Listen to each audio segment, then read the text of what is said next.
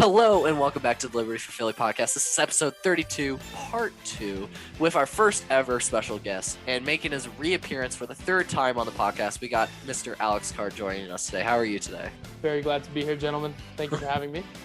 You are very much welcome. And how's everybody else doing today? Doing good. How about you? Pretty good, Ben. I am freezing. My basement is so cold. That's why I have this hat on. We got Alex, Mr. T-shirt over there. How is he doing? Oh, yeah.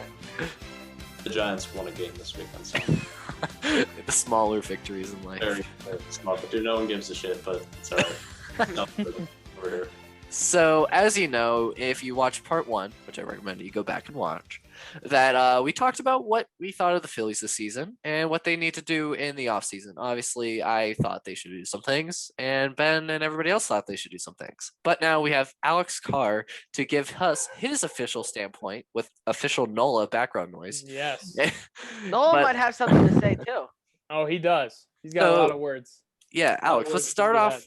Let's start off with your pros and cons of the 2021 season, which was our first winning season in 10 years.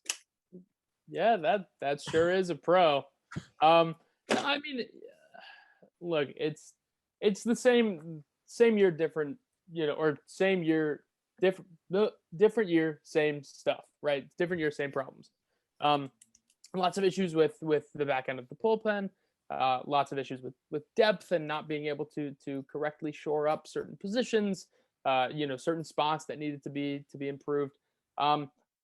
It really is. There was a lot of talk around the end of the season of, the trade deadline being the big difference maker. And what really just is always very surprising to me is that the Phillies are so, I don't even know what I would call it. They're just so hard-headed when it comes to roster management that they just cannot bear to part with, some fringe player like Travis Jankowski or somebody like Odubel Herrera or, the Chase Andersons, the Matt Moores, these guys for upgrades. They can't bear to do it. When, the Braves went out and it wasn't even as much, salary management as it was obviously they had room to take on more salary, so they were able to pick up contracts of guys like Eddie Rosario or of, guys like Jock Peterson, guys like Adam Duvall. But it wasn't even so much of that as like, they gave up minimal prospect return. So if you're willing to kick a little bit of a flyer their way, you're going to get most of that salary eaten. And the Phillies just refused to do that, even with gaping holes in center field, gaping holes. And, especially they had nobody to take over for Zach Eflin when he went down, nobody to take over for Rhys Hoskins when he went down. I mean, Brad Miller was solid, but Brad Miller can't hit lefties, and that's a problem. So I think my cons are all things that people have heard before. The depth wasn't there. The overall the roster management was just very poor. Injury management was very poor. The bullpen, the back end of the bullpen, again, just was not addressed. There's just a lot of things that you can point to, and a lot of that has to do with a hard cap being on the luxury tax, but that's why you leave room. I mean, I think we all would have rather seen, and this is obviously speaking in hindsight, but we all would have rather seen, that $7 million allocated to Chase Anderson and Matt Moore go somewhere else in hindsight. And I'm not going to sit here and tell you that the Phillies have some, pipeline of pitching talent, but there certainly wasn't a lack of guys that you could have picked from to come up and spot start if you really needed it. I would have rather they just go with one guy and leave some space for the trade deadline, something. But, again, it's all stuff that you guys have heard before. The main thing that I'm really annoyed about, that really grinds my gears about this season is the manager refusing to play young players. I think Joe Girardi is an atrocity to baseball. I have not, kept that a secret at all on Twitter. I have not kept it a secret at all in any podcasts that I do on my Twitch streams, anything like that. Joe Girardi is just flat out an abomination. He really, it angers me because I am somebody who does really love, I love young players. I love prospects. And I love seeing them being given opportunity. Because that is just, it's so much fun for a guy to just come out of nowhere and be amazing. Like Ranger Suarez, Imagine what this year would have been without Ranger Suarez. If Ranger Suarez hadn't been given an opportunity, the Phillies would have been sunk. But by the grace of God, Ranger Suarez lucked into a spot in the bullpen after not pitching for nearly 2 years. And, with the rest is history. So the fact of the matter is, like, most of the issues that I have with this team this year stem from Joe Girardi. I think the bullpen would have been better if it were managed better. I think the lineup would have produced a little bit better if it were structured differently. If Joe Girardi were more willing to switch it up. We saw towards the end of the season the same exact lineup every single day. It was always, somebody hitting fifth that wasn't supposed to be hitting fifth. Odubel Herrera leading off with his sub 300 on base percentage. Like, it was just the same constant thing. It was the definition of insanity, right? You do the same thing over and over again, expecting it's going to go a different way. And that's just not how that goes. So a lot of my problems stem with the manager, who is probably going to be back next year. It's really unfortunate, but I think hopefully with a little bit more of a front office directive, I hope that Dave Dombrowski takes a little bit more of a prominent position when it comes to roster management and when it comes to deciding who makes the team, instead of Joe Girardi just saying, "Oh, Ronald Reyes, love that guy," or "Oh, Didi Gregorius, that guy's got to play every day. If we're gonna win, it's gonna be with Didi Gregorius in the starting lineup." That's simply not the case. That was very obviously not the case. So a lot of my problems stem from that. However, the positives, there are a lot of them. I put out a whole thread on Twitter of a list of positives that are obviously really exciting. I mean, Bryce Harper is probably going to win MVP this year. That's great. Ranger Suarez is going to get some down ballot Cy Young votes. That's insanity. Zach Wheeler could very well win the Cy Young. I mean, these could also be negatives because you're kind of wasting these amazing seasons that we got out of these guys. But at the same time, I mean, you got to be happy with the results that you saw from those guys. And there's no reason to believe that they won't repeat similar seasons next year. Same can be said for guys like Rhys Hoskins. Rhys Hoskins was fabulous before he got hurt. Zach Eflin was awesome. Zach Eflin was great. He had a sub 4 FIP. I mean, I will take that from my number 4 starter any day. There's a lot of really exciting things to hone in on with the Phillies, but overall, it's kind of overshadowed by the disappointment of the division being right there and not being able to grasp it. Yeah. So to cut in there, Alex. So obviously Joe will probably be coming back next year. If you had a choice to replace him, who would you try to pursue and get in replace of Joe Girardi? A bag of rice. I don't know. I legitimately would. I would pick anything. Honestly, I think Jace Tingler, who was just fired by the Padres, I think he's a great name to be put into that conversation. The problem is there's a shortage of candidates right now. My number 1 pick would be Raul Ibanez, who unfortunately is working in the MLB office. But there's no reason to believe that he wouldn't be able to be lured away from that to come back to the game on the field. So I would pick Raul Ibanez 10 times out of 10, mostly just because I think he is a better communicator. I think Joe Girardi is a trash communicator. And I also think Joe Girardi lacks a certain bite that I would like a manager to have, being that, I think Bryce Harper is able to talk Joe Girardi into playing most of the time. Like, I think if Bryce Harper is hurt, it doesn't matter. He can talk Joe Girardi into putting him onto the field. Joe Girardi really doesn't have a lot of chutzpah when it comes to standing up to these guys. When in reality, he's the guy that controls the whole thing. So he's got to be able to say, no, you're not playing today, or there's just so many things that I could say about Joe Girardi that I cannot stand. But ultimately, I would replace him with anybody who's available. Honestly, like, truthfully. Anybody who is just willing to stare at a binder and say, okay, in this situation, we should put this person here. I would be honored. I would be honored to call them the Phillies manager. So before we move on, so I forgot to mention this on yesterday's episode, and I totally just skimmed over it. So obviously, we know Dave Dombrowski is probably going into his most important year in year 2 of being the general manager and president of baseball. Well, not the he's basically the general manager, but Yes. not without the yeah. It's basically like Daryl Morey in the Sixers organization. He's Pretty not much. the you know what I mean. But he made the decision on the last day of the season to remove Raul Castro and Joe Dillon from was it Juan Juan Castro. Castro and Joe Dillon from the roles of hitting coach and fielding coach before the last day of the season, signaling there will be changes coming this offseason. Do you think there will be more internal changes this offseason than on the field, or Probably not. I mean, I would assume that they are going to ride it out with Joe Girardi, and if they're going to ride it out with Joe Girardi, they're going to ride it out with Caleb Cotham, because Caleb Cotham was Joe Girardi's pick. But I I do think that letting go of Joe Dillon and letting go of Juan Castro, it's hard because I think Juan Castro is great at his job. I really like Juan Castro. He had been with the Phillies for a long time.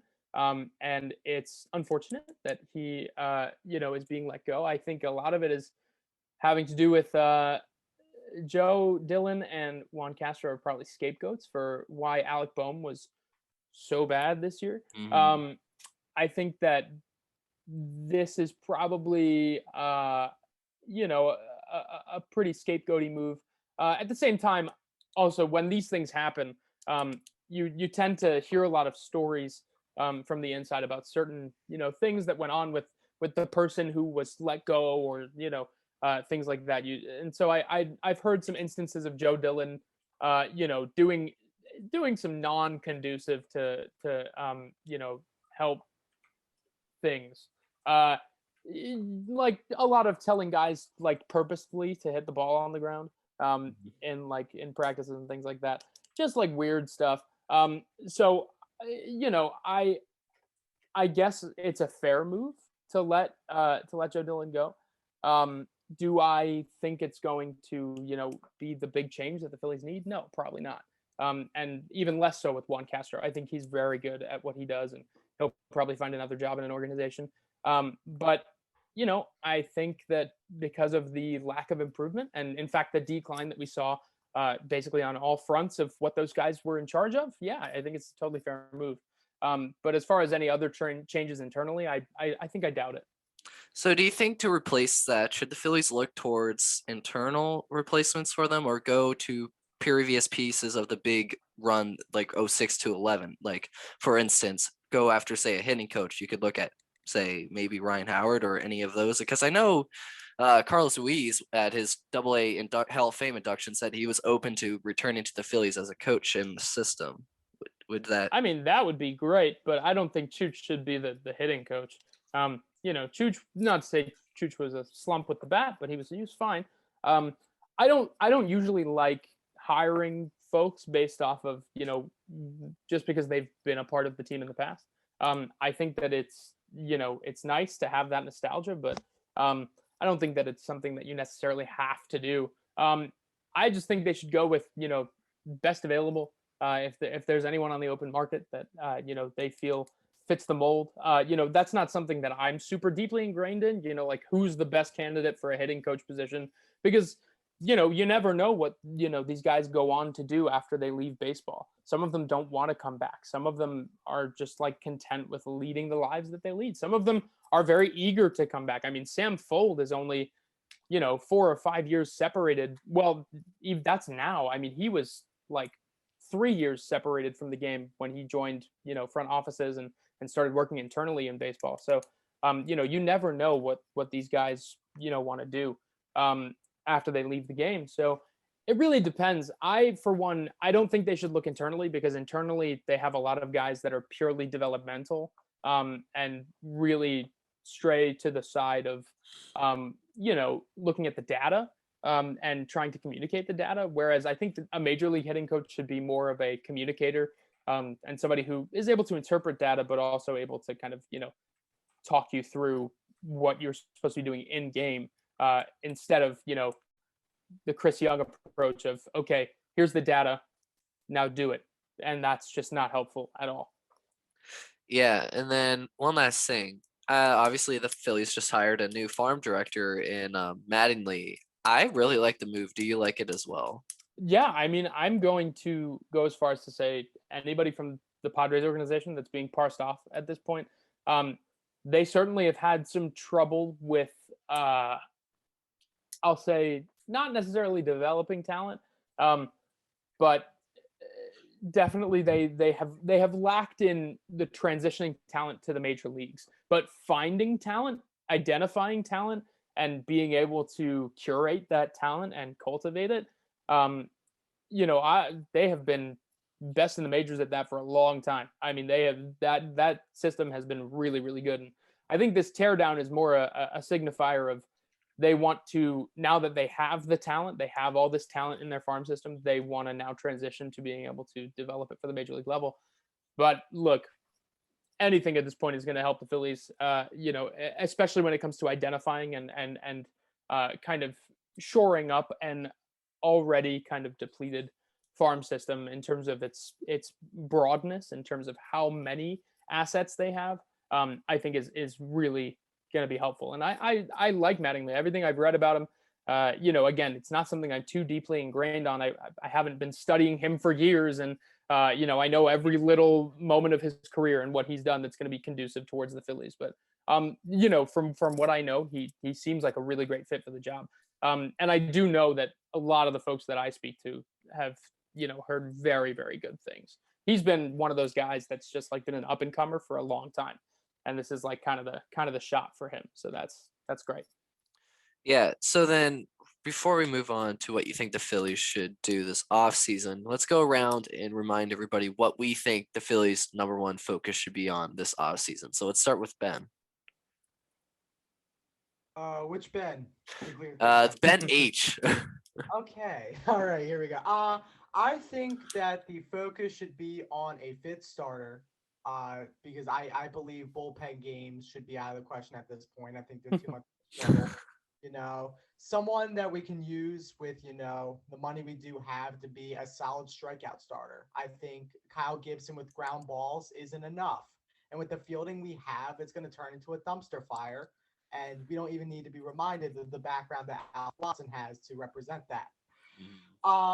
What I also think is that we need to get someone young who's good in the bullpen, because we're paying these like really old guys to go into the bullpen and do nothing. I mean, take Sir Anthony Dominguez for example. He's a younger one. I mean, he's a great person that we've developed through our system, promoted him to the bullpen, and he's been a solid bullpen help. Well, usually teams have 2 or 3 of those at least, and we don't have enough of them. So I think we need a young bullpen help to help us go through some of these older guys that are completely useless and eating up money. And then maybe a center fielder wouldn't hurt either if we have some extra money. And then let's go to Alex next. Alex W next. I would say also starter, but I would say that it doesn't have to be the 5 starter. If we can find somebody that fits the 3, 4, 5 spot, then we go for that. Maybe say Ranger Suarez impresses. He takes the 3 or 4 spot, probably not the 3 spot, but maybe the 4 spot. Maybe we find somebody else that fits the 3 spot as a big free agent signing. Like Ben said, we get some people in the bullpen that I don't really care about age as much. I just care about can they contribute to a winning team.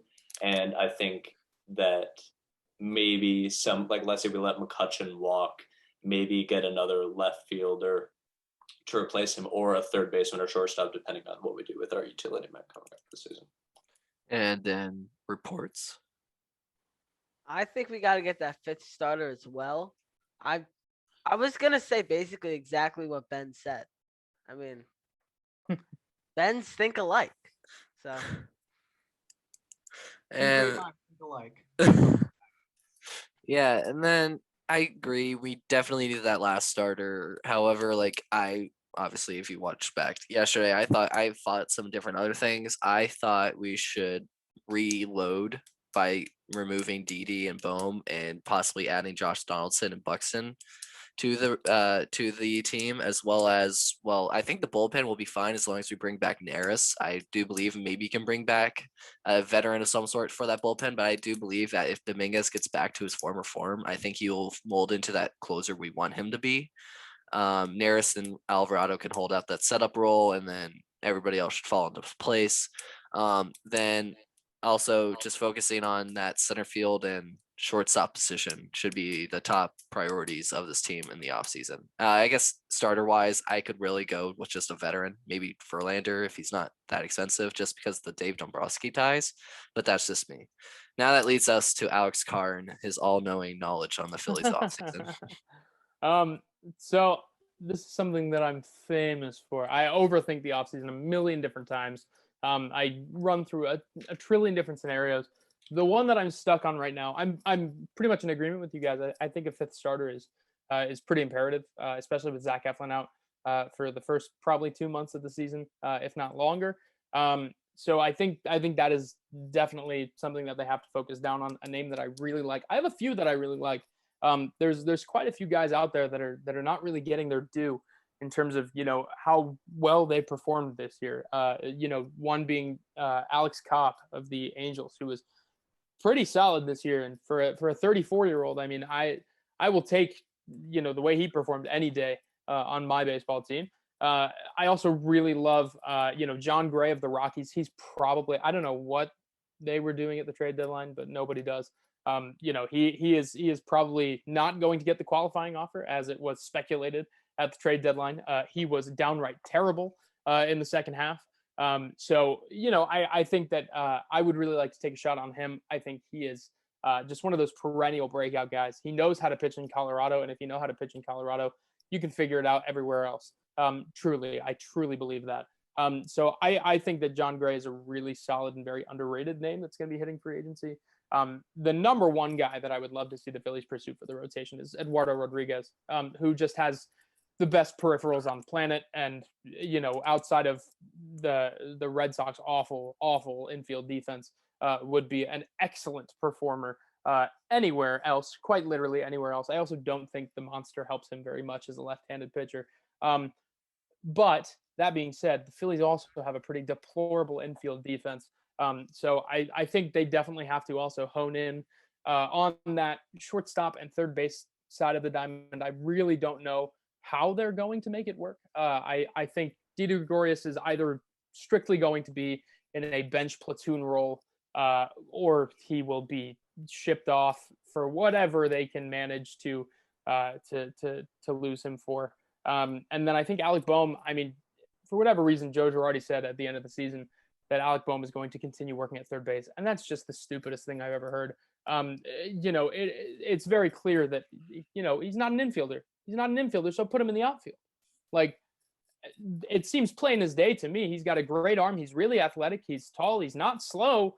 I mean, I would put him in the outfield any day of the week, but what do I know? I'm just a guy.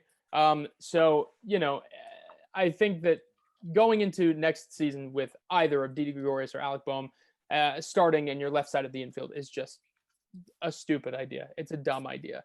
So obviously they need to upgrade. I would actually really like to see them sign one of the less good defensive shortstops, being, guys like Corey Seager, and that's pretty much the only one that's not a great defender. Trevor Story, Javi Baez, they're all excellent at shortstop. And Carlos Correa, but I don't even think he's going to be a glimmer in the Phillies' eye at this point. He's probably going to be the most expensive guy on the market. It's going to be really tough to squeeze him in under the confines of what the Phillies have. But I would really like to see them pursue Corey Seager. His brother is a superstar at third base. Even at 35 years old, Kyle Seager is still an elite third baseman. So I would really, really like to see Corey Seager actually slide over to third base for the Phillies. I think that would be really, really cool. And then sign a stopgap at shortstop, somebody like Freddie Galvis, somebody like Andrelton Simmons, somebody along those lines, and then wait for Bryson Stott to be ready. I don't think Bryson is a long-term shortstop by any means, but I do think that he can serviceably play the position next year when it is needed most.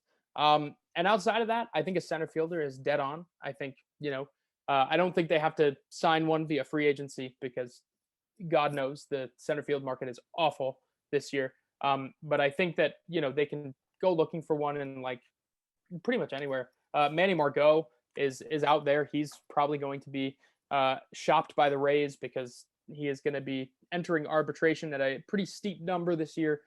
So I'm pretty sure they won't really care to keep him, especially while they have such a crowded outfield. I also think that Tony Kemp or Mark Conha, who are both, well, Tony Kemp is staying with the Athletics, but I don't think they're going to be able to keep him. And Mark Conha is going to be a free agent.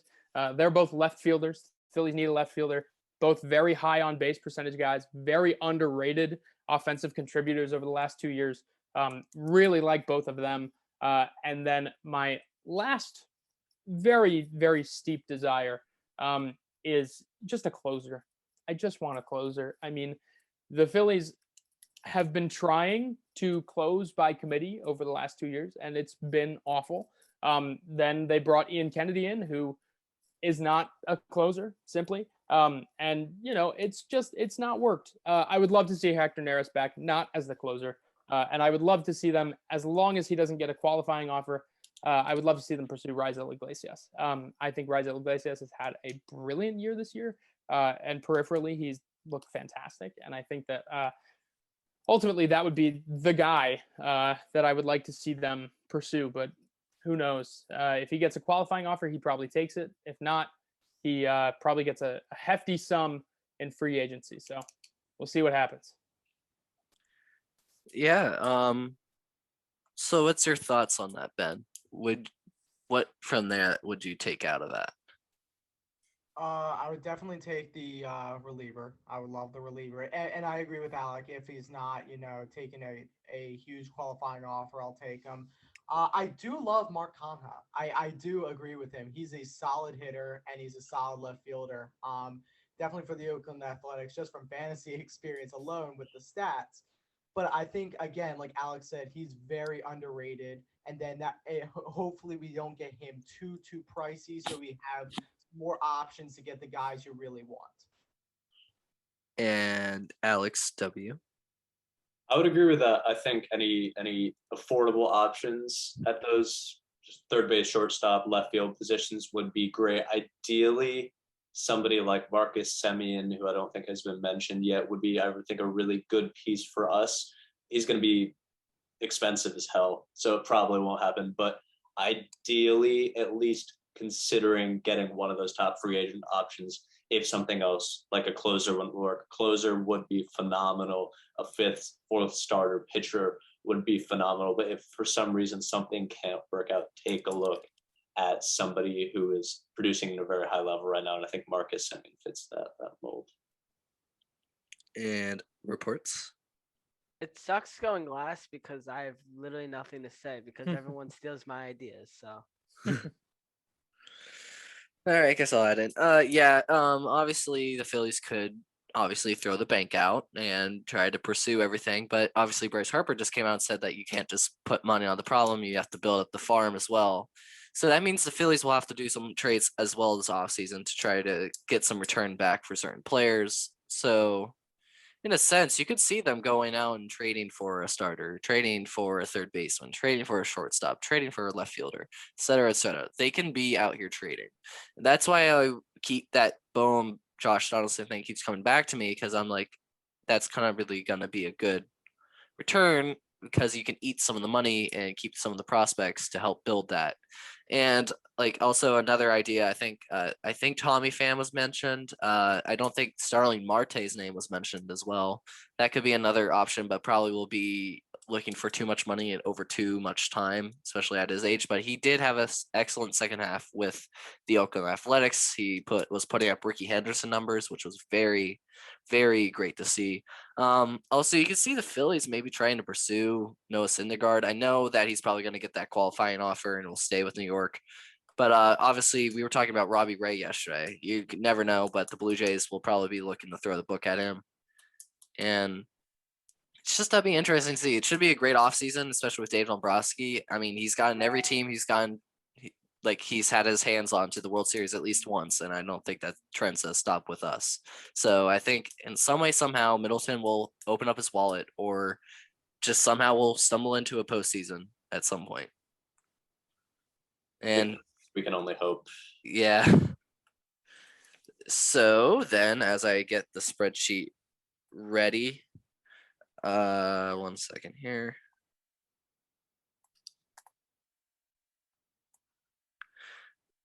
One last. So, as this doc here loads, we are also going to do our postseason predictions here for the channel. Obviously, our first ever episode was with Alex Carr for our preseason predictions, and then we made our All-Star break predictions. And now that has led us to this moment in time where we are at the postseason. So as things stand, remember the winner of this gets a follow back from Alex Carr on Twitter. However, if Alex Carr ends up winning, he gets a David Hale rookie card, which is the best prize a person can ever receive. Stakes. What do I get? You get another get follow back. unfollowed. You get the game you want to lose. But here's the current standings as it is. Me and Jared are in last place, and I'm losing the tiebreaker with Jared. So that's Oh, I'm winning? no. So that's fifth, including the first ever episode. But we're going off of the All-Star break. So Okay. so that's for tiebreak purposes. Right now, you're one behind reports. You are you're one ahead of Mason somehow. I don't know how Mason has 11, but we're there. And then Ben and Alec Eskin both have 17 somehow, Wow. which is very interesting to see. I got Yeah, slammed. because he ripped me off. He looked at my thing and literally picked everything I did. Yeah, Alec did kind of copy you. But it could have been completely different if the Nationals did end up winning that series against the Red Sox as well as the Marlins. If they would have lost the series to the Phillies, that would have put the Marlins back in last place in the division and the Nats back in fourth. So that would have been interesting to see. But now let's get into the nitty gritty of things. We are now to the predictions. We'll start off with my predictions. Obviously, the Cardinals are red hot. They kind of stumbled a little bit in the Cubs series, but that's not really much to worry about it. They have Adam Wainwright going up against the possible Cy Young winner, Max Scherzer. And obviously the Dodgers probably made one of the best trade deadline moves by getting Trey Turner and Max Scherzer at the deadline. This game, however, is in LA, and if it was in St. Louis, I could have said St. Louis to win this game. However, I just don't see the Dodgers losing a one-game playoff. And here, I do think the Brewers starting rotation makes work of the Braves.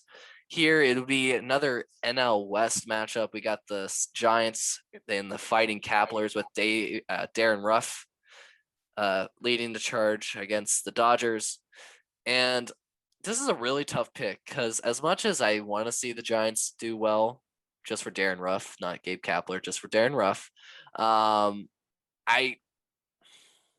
this is really tough because especially with the Dodgers rotation and how good it's been, I could see them winning. And unfortunately, that's what I see them doing. I think the Dodgers will win. And then it'll be Dodgers Brewers. I could see the Dodgers winning that. And then obviously that would be the Dodgers moving on to the World Series. So now that leads to you, Alex. What do you think? Yeah, I'm pretty much in the same spot. I am not faltering from my initial place. I still think the Dodgers are probably going to win it all. I have the Dodgers winning the wild card, Dodgers beating San Francisco, Dodgers in the NLCS, and then the Dodgers being the champion. But for this series, it's tough because I feel like the one thing that I always think that the Braves are very, very good at is dissecting opposing pitchers. I always feel like they come very prepared. Their players come really prepared. And I also think that, Milwaukee, outside of a starting rotation that absolutely kills, doesn't have a lot to offer, especially with Devin Williams being out. It's going to be really interesting. I think that the Braves are actually going to beat Milwaukee. And I hate saying that because I really want the Brewers to win.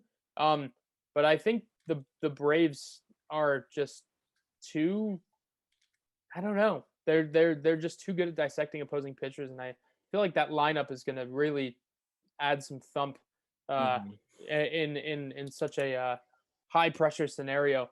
And I don't know, the Brewers lineup just doesn't do it for me. I really like the Brewers. I think they're great, but it just doesn't do it for me.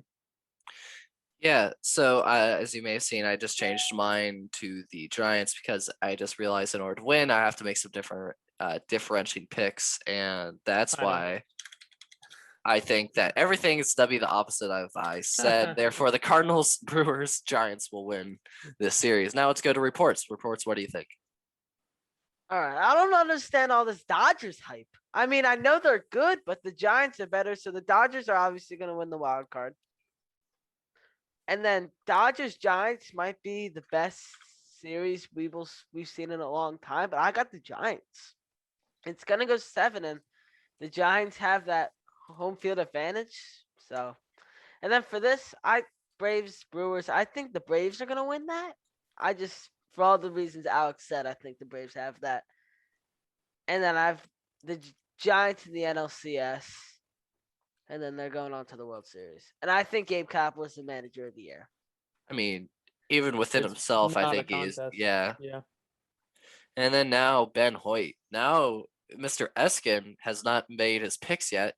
So, and I refused to, he wanted access to the doc, however, I refused access, so he would have to force to make his picks different than yours. So now you may make your picks. All right, so let me process for a moment. I'm in the lead, tied with Mr. Eskin, so I have to do some things to differentiate myself from others. Correct. So let me think about this wild card for a minute. Dodgers and Cardinals. Now, obviously, Dodgers are so full of depth that it would be an easy pick, but it's also about who's hottest, right? Mhm. Baseball is about a game of streaks. And before the end of the season, I mean, the St. Louis Cardinals were on fuego. They were the hottest team in baseball, in my opinion. So I think it's going to be a very close game. But I'm going to take the Dodgers in the wild card. Now, I think this Braves, I think all the injuries in the playoffs for the Braves are going to bite them in the butt. I'm going to go with Milwaukee. And that brings Dodgers and Giants. I mean, this is going to be the series, probably the best series in a decade, probably even more. I'm going to go with San Francisco. I think they're so dominant that they can't be stopped. You chose the wrong column, Mitchell. No, I was just saying, Ben, did you reports? Did you choose your World Series winner yet, or are you gonna wait till No, after? I'm going to wait. And Alex, you still have the Dodgers winning right now, I or do you? do. All right. And then I'll wait for mine because I still technically don't know. But you have the Dodgers winning this series. No, I do not. The Giants. So All leave right. that back, and let me explain. It is so hard to win a World Series twice. And especially since you're facing a great team like the Giants, who have been so dominant all year. I mean, people want to give them crap because it's Kapler at the helm. Gabe Kapler has matured, and he's had better weapons. Mm-hmm. I think he finally found his groove as a manager. So I'm going to take the Giants here. Yeah, And just then- to go off of that, just real quick, I just like on the subject of Gabe Kapler, I really think he became a better manager this year because I think the West Coast better suits his lifestyle and his teaching style as well. And the Giants are an organization that will work with him. Like I said, he's also matured on his own. He Mhm. found his groove, and he also has better weapons with the Giants than he did with the Phillies. So that's that. And then I'm going to take the Giants in the NLCS. Your NL champion is the Giants. I will wait to make my World Series pick. Yeah, we will wait for Alec to send over his, but now that leads us to the American League. We got the classic Bronx Bombers versus the Fenway. I don't know what their nickname is, but the Red Sox. So the Green Monsters, what's this called that? So obviously the last time the Yankees went into Fenway, Giancarlo Stanton had a time of his life, mashing I think 3 home runs in a course of a 3-game series, which is just insane to think about. And I think because of that, I think Nick Pivetta will make an appearance during that game, and I just don't think it'll go well. So I'm gonna have the Yankees winning that. Tony La Russa versus Dusty Baker. It's kind of a nice little old manager style of a punching match. But do the White Sox have home field, or is it the Astros in the series? Astros. Astros. Yep. Astros have been really under the radar other than Yordan Alvarez, and that's been kind of weird for me. And is Lance Lynn back, or is he still hurt? He's back, I believe. They Believe said he's they're back. starting him or Back. Giolito for the first game. See, that leads me to believe the White Sox were a really hot team before they kind of cooled off towards the end of the year. They really had that electrifying series versus the Yankees, especially with the Field of Dreams game. But this is definitely going to be the weirdest series to predict because it could go either way. Because the White Sox have the pitching, they also have the sneaky power, whereas the Astros really have the offense and the under the radar pitching.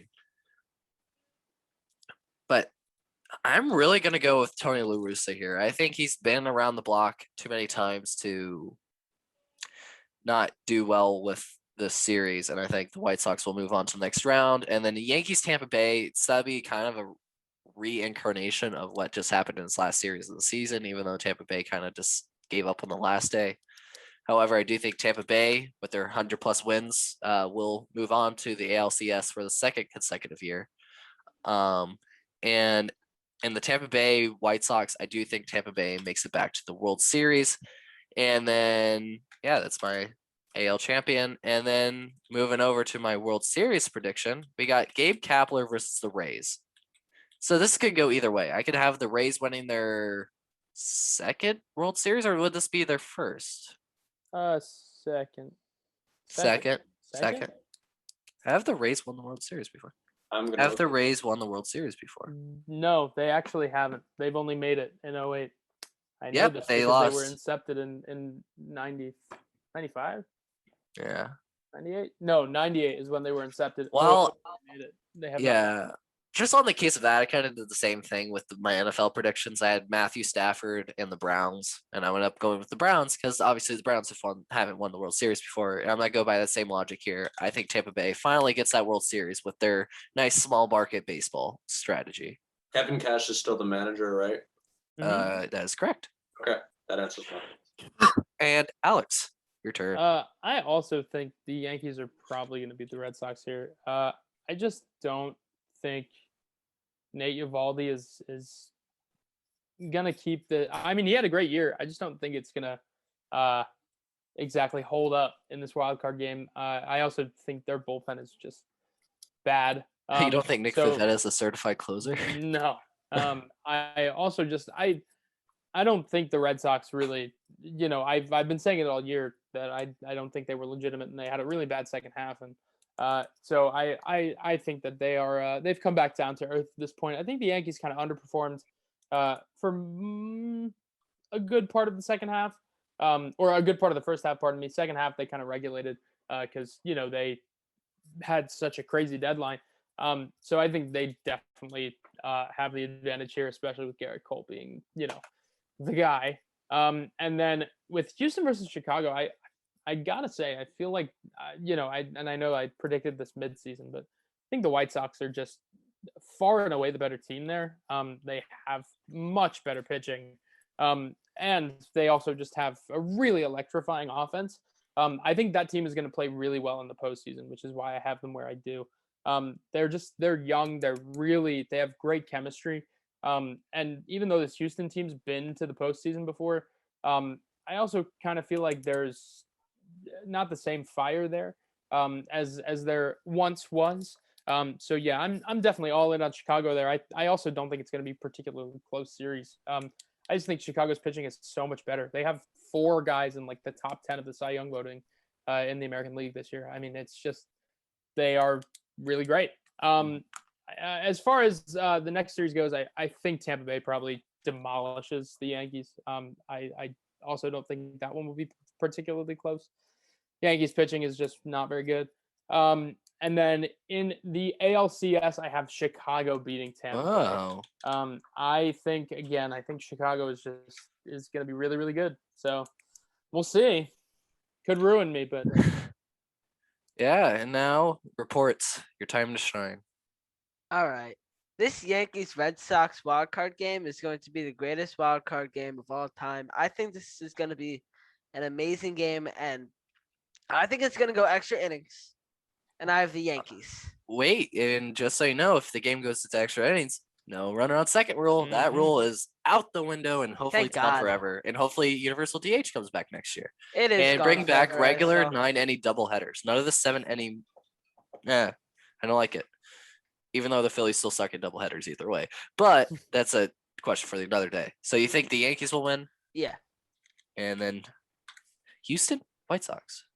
I got the White Sox for the same reasons Alex said. And then I got Tampa. I think Tampa Bay is so much better than the Yankees. And then what is this? Tampa, Chicago? Correct. I have the Rays.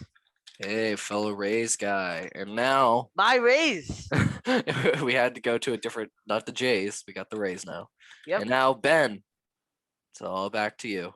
So this Oh, wild- wait. I'm sorry, Alex. You don't even have your own little column. Yeah, well, when you guys were doing it, I wasn't on the podcast. It's fine. I can just talk about Yeah, it. we'll talk.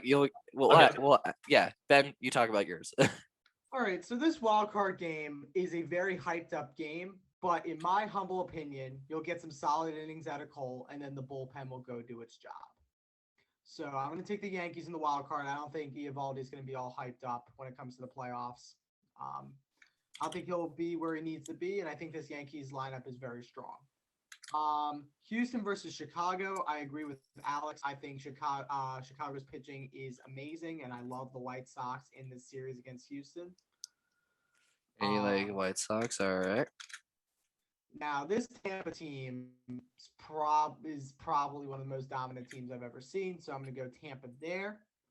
Tampa, you got it. And then the ALCS. This is a tough one for me, but again, Tampa's so dominant, and I think they're going to be itching that World Series title way more than Chicago is. I'm going to go with Tampa Bay. Tampa Bay, you got it. Then your AL champion will be Tampa Bay. All right, now going over to who hasn't picked their what's it called? Their World Series predictions yet. Let me just get this fixed real quick. Go like that. This. Yay, there we go. Okay, so Ben, World Series, you have the Giants versus the Rays. Who do you think wins? Giants, Rays? Is that seriously what I have? Yes. I didn't even realize that. I think that's going to be a really good series. And in the end, Gabe Kapler's just been has matured so much that I think he's going to lead the Giants to that series. Interesting. Now we got Ben. You have the Giants versus the Rays. Again, this is a tough one. I think experience is really going to play in here. The Rays have been there before. They know what it's like. The Giants do not, and especially Gabe Kapler does not. He's a young manager. So I'm going to go with the Tampa Bay Rays. And now Alex. Okay. What do you think's gonna go happen here in the So, wild like card? Ben said, it's a game of streaks. It's a game of can you win consecutive games to build up some momentum. So I'm still going to go with the Dodgers. But I think that this is going to be the better wild card game out of the two. I think it's going to be very close, possibly extra innings game. And then we have the Braves and Brewers. I'm going to take the Brewers. The pitching, even though after the first two, like you have Woodruff and you have Corbin Burns. After that, it's not phenomenal, but I think it's still good enough to get them past the Braves, who, like you said, are hurt. I'm going to take the Giants over the Dodgers. Then, wait, is it? So then now you have Giants versus the Brewers. Right. Okay, I'm going to take the Giants then to win the NLCS. And then now moving over to the AL. Okay. We're going to take the Yankees. I think that's pretty obvious. I mean, it could be a close game, but just I think by far the better team is the Yankees, in my opinion. Mm-hmm. Then Chicago is going to win. Their pitching is the best in the league, in my opinion. 4 guys in your starting lineup that are very good. Then you have Craig Kimbrell and Liam Hendricks in your bullpen. Tampa Bay is going to win them. And then you're going to have Chicago coming out on top for the AL. And then lastly, you agreeing with Alex and Mason. Who do you think wins out of the Giants and the White Sox? This is a really, really hard decision. I'm going to take the Giants because they've been the best team all season. I think it'll go to 7 games, but I'm going to take the Giants. All right, so last person that has to go is Alec, but he will fill his in before Wildcard 1 starts tomorrow night with the Yankees and the Red Sox. No cheating from Meskin. I was about to say he'll still find a way to copy it from Ben, probably, but I have to make sure he posts it before I post the video to the podcast, so he has to You have to get him to text it. Anyways, so that's our predictions. Will we be right or will we be wrong? Will Alex get David Hale rookie card or will Ben get the fallback from Alex Carr? Let's find out in about when we reconvene early November. I guess that's when the World Series should end, right? Yeah. I Should think be. they said Game 7's like November 2nd or something this year. I can check. Election day. Interesting. All right. But as Ben looks that up, let's go around and start our final thoughts on today's podcast. We had a lot to talk about and a lot to discuss. So, Alex W, what was your thoughts on today's episode? The Giants didn't lose the game. I thought at the end of the game, our offense, it was driving well. Our offensive line didn't look pathetic completely. There were moments where we got a lot of pressure on us from the New Orleans defense, but our run game was strong. Saquon Barkley looked relatively healthy. We had 4 people with near 90 yards or more on the receiving end. Evan Ingram still sucks. Absolute. I can't say it on the podcast, but defense didn't look terrible. James Bradbury had an interception. Pass rush could be better, but overall, I think we pulled out a really solid win against a team that's supposed to be a playoff team. And we'll go with Ben H first. Alex, are you good at hitting follow buttons? I think you'll be hitting my profile pretty soon after these picks. That sounds good. That to is me. very I really confident. want to see him lose just so he doesn't get That's strong. That's strong. But no, I'm very happy. Even though that the Phillies didn't make the playoffs, I'm happy that we made baby steps this year, and I can't wait to see what if Dombrowski's really made for this GM job or not. He's proved it with other teams, but now he has to prove it in the toughest sports city in the world. And by the way, that censorship job from Alex Watson, very good. Very good. And now reports. but All right, so World Series Game 7 is November 3rd. So it was a Alright. day off. And for the Eagles game yesterday, what people don't know about the penalties is the Eagles should have scored 21 points Yes. if they didn't have all those penalties. 21 points. They win the game without those penalties. I was literally screaming from my seat. That pick play was absolutely atrocious, and I agree as a very biased Giants fan, so that's something. I guess. Yeah. And Alex, what do you think? I'm just hoping that I can defend my integrity with my very genius, big brain predictions here. I mean, picking the Dodgers and running with it was always my plan. I'm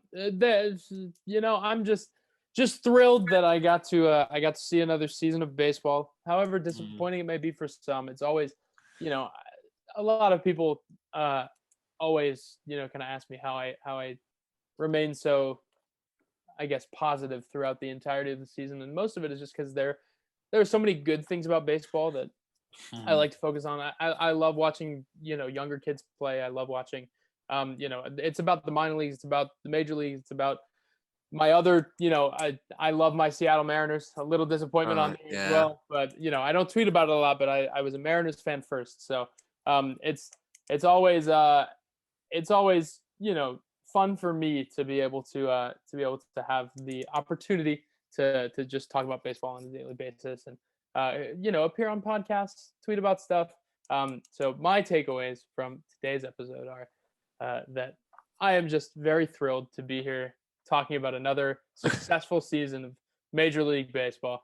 Because at least we got to see 162 games this year. Yeah, exactly. And I was just going to say, it was excellent to go, especially following the season with you, starting from the very first stream, and to Adam Hazley's leadoff home run in spring training, then Ivan Nova immediately giving up 5 runs at the bottom of the inning. Times. Woof. We all remember that good game. Feels And then, like forever ago. of course, ending with the unfortunate loss to the Marlins. But yeah, on the bright side, I don't even call that a game. You take Yeah. Bryce Harper out in the 5th inning. Yeah, I don't think that's even a game. yeah, and we got Doesn't exist. good things. 3 months of Alex Carr off-season streams, as well That's as 3 months till spring training. They'll be back very soon, very, very soon. I still have a lot of like I said, my schedule is super hectic and things are still a little in flux, but they will be back.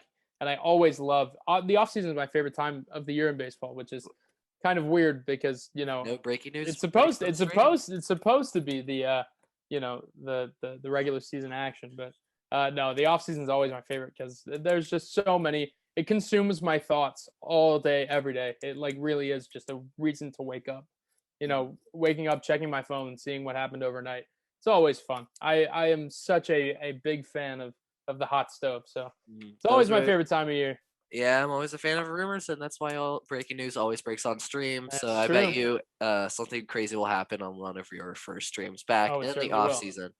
So yeah, my big takeaway from today is that Penn State's gonna have a very tough challenge against Iowa this weekend, as well as the Phillies better make some good moves this offseason, because I don't think if we don't do anything this offseason, I just don't know if we are gonna do anything from a very long time. And other than that, once again, thank you, Alex Carr, for joining us again on this podcast. We're very excited to have you back, and as well as you, Ben, and Mason, even though he's not here, and as well as all of our special guests who have came and gone on our podcast. We really appreciate you guys, and especially you guys, the fans, for enjoying these episodes that we put out every week. So this has been episode 32, part 2 of the Liberty for Philly podcast, with our Phillies recap of the 2021 season, as well as our postseason predictions. We'll see you guys in November for our World Series predictions, and will Ben get that follow from Alex Carr? We'll all go over that. We'll all go over that in November. You made it to another episode of the Liberty for Philly podcast. We'll see you guys next time.